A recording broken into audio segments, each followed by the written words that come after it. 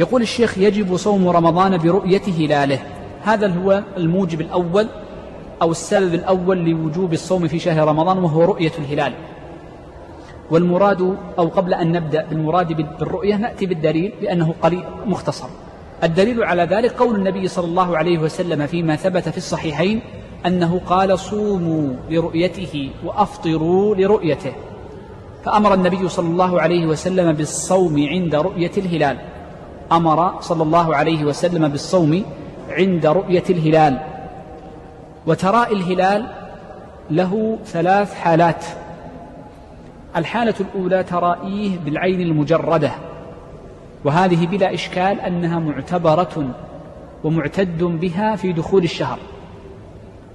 والحالة الثانية في الترائي أن يتراءى الهلال بواسطة آلة، كأن يجعل على عيني المترائي نظارة أو مكبر، سواء كان صغيرا أو كبيرا، مثل هذه المكبرات الضخمة التي توجد في المراصد وغيرها.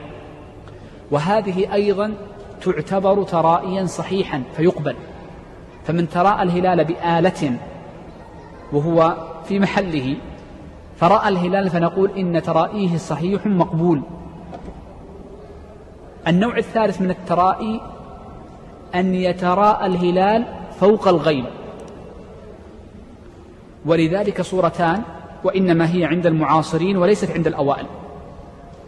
الصورة الأولى أن يرسل الناس طائرة، ووجد هذا، أنا لا أقوله فرضا وإنما أتكلم عن أمر موجود، أن يرسل الناس طائرة لتكون فوق الغيم والقتر، وتتراءى الهلال أرؤي أم لم يرى.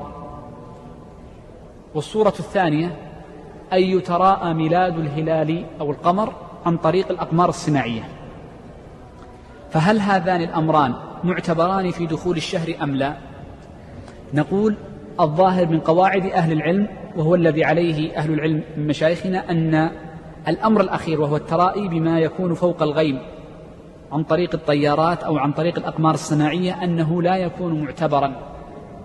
ودليل ذلك أن هذا الترائي يلغي النوع الثاني. النبي صلى الله عليه وسلم قال: فإن غم عليكم فلسنا مكلفين بما زاد عن الغيم والقتر. ولذلك وهذا من التكلف والتنطع في الدين.